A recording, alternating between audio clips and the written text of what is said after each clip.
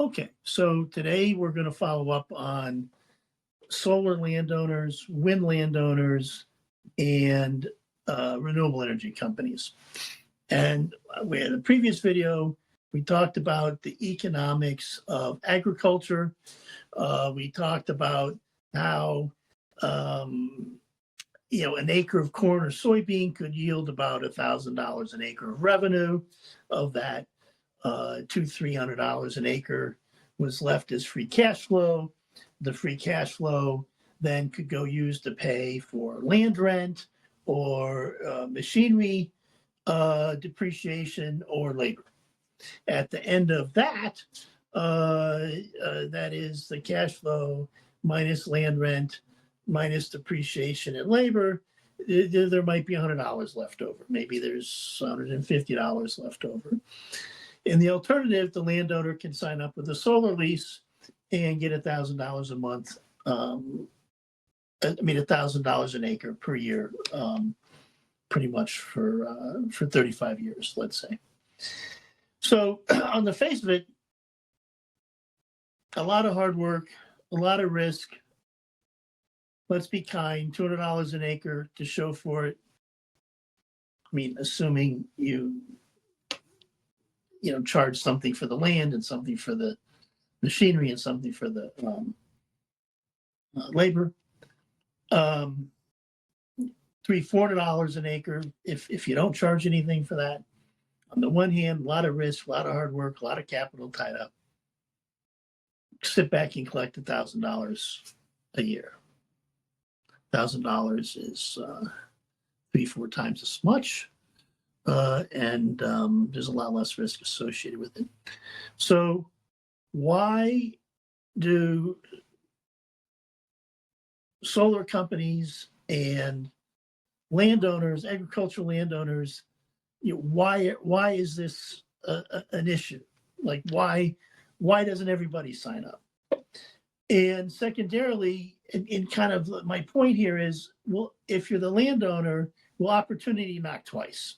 So if you say no to the solar developer, can you just say yes next year? Let your neighbors try it out. If they like it, then you can do it. Well,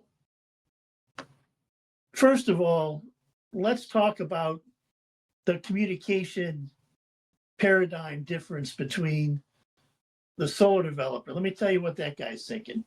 So that person's usually young, usually a college graduate, usually lives in a big city somewhere, Chicago, New York, San Francisco, and they're sent to rural America, and they're believers. They believe in what they're doing, right? So they went to college, they studied environmental engineering, they studied sustainability, they studied all sorts of things that they really believe that putting a solar panel in your cornfield is the right thing for the world.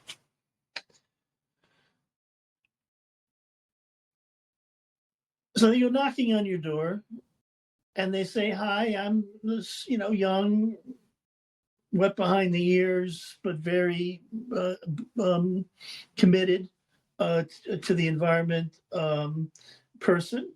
And I work for a big company you've never heard of, you've never done business with before. Chances are they're foreign. If they're not foreign, the owner might be a foreign person or company. And I want to go put solar panels made in China on your cornfield. Well, let me help you out. The landowner has never talked to some young, college-educated guy or woman with a degree that included sustainability or energy policy that worked for a European company that wanted to use their land, change their land forever, and put panels made in China on it.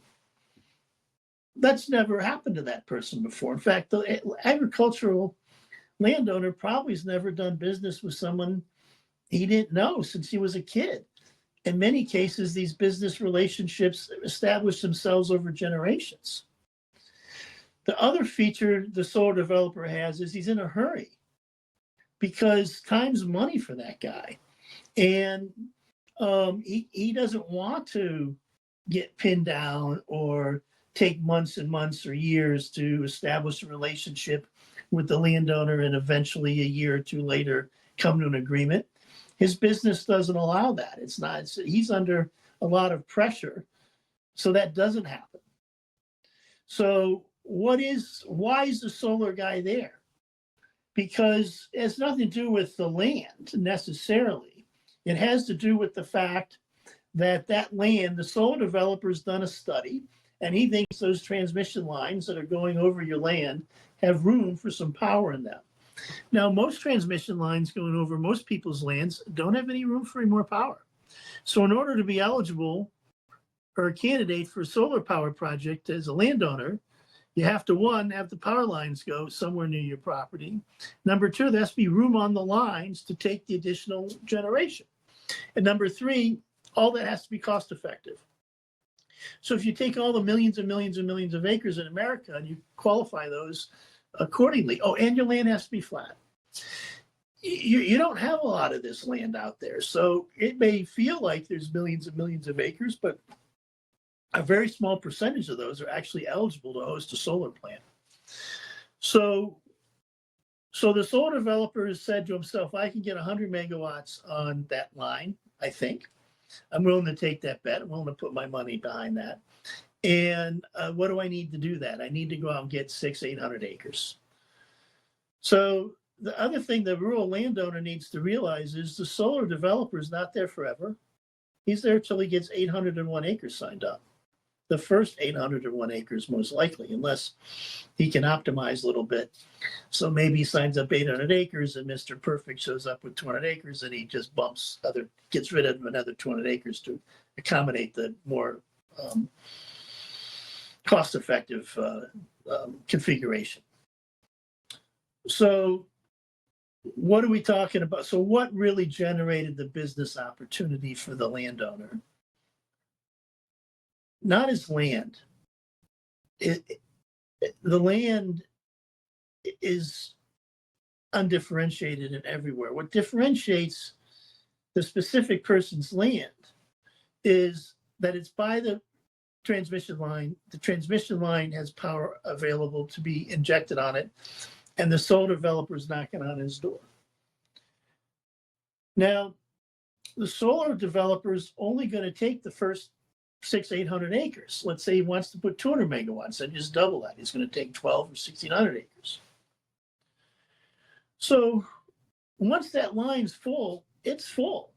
And it's going to be full for a long time. I mean, it might get debottlenecked sometime down the future, 10 or 20 years later, there might be more room on that line. But fundamentally, opportunity really does only knock once. And so what the landowner, and we need to realize as the solar developer that there is this paradigm perspective difference between the needs of the solar developer, the background of the solar developer, and the agricultural landowner who has had that land for 100 years, who wants to have it in his family for the next 100 years.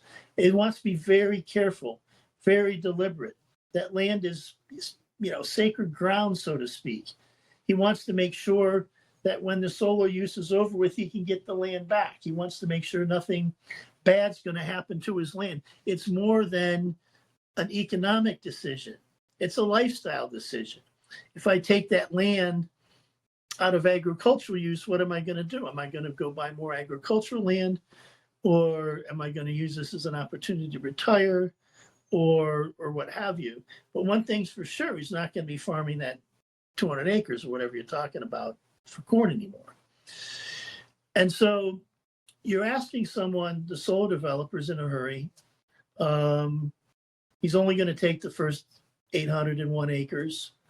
And the landowner wants to be very careful, very deliberative, and he really cares deeply about what happens to his property. Now, then the next thing comes into play, which is misinformation. The landowner gets on Google and types up solar, and really, to an extent that I haven't seen before, and I've been doing this now for 30 years, all sorts of stuff comes up. We didn't used to talk about China, I assure you, or where the equipment was made. And now we go to town meetings, and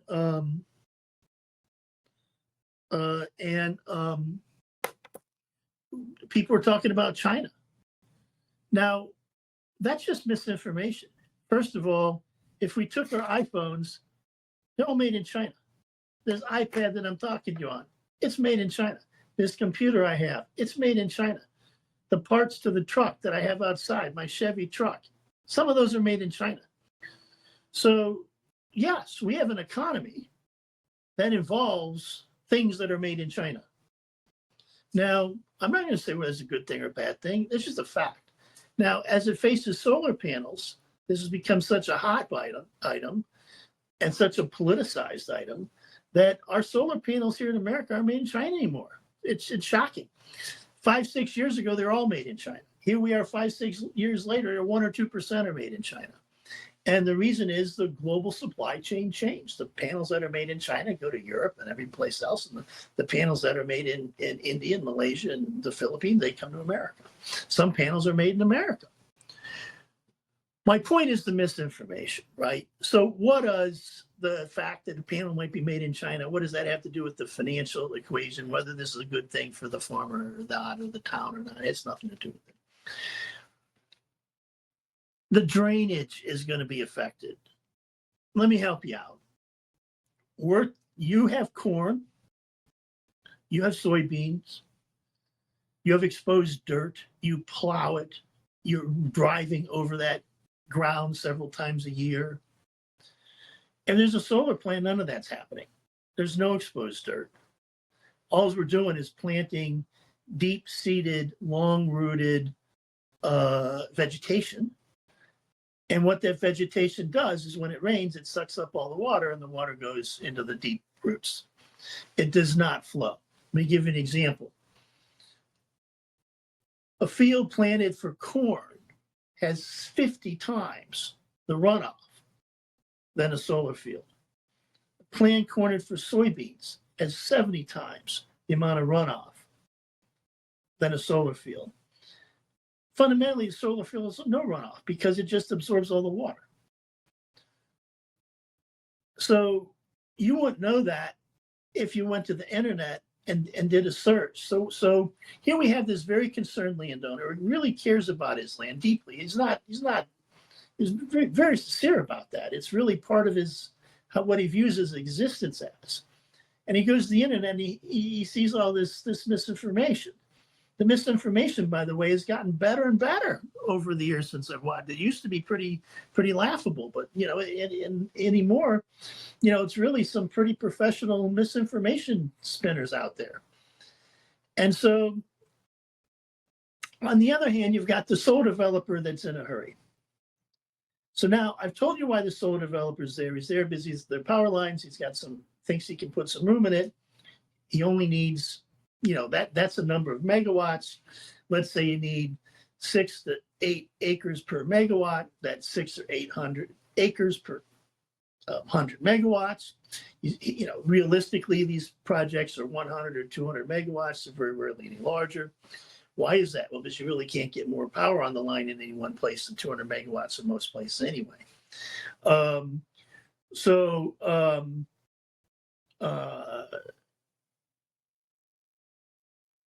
the other hand, you get the farmer who isn't used to doing business with somebody he doesn't know.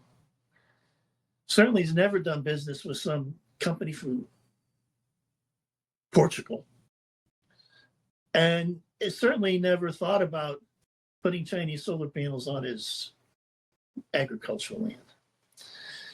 And certainly doesn't want to move quickly and wants to be very careful and deliberative at the same time, he's getting a lot of information that's just wrong, incomplete, and disinformation, purposeful disinformation. So, what are my thoughts on this? One, if you're the solar developer, slow down.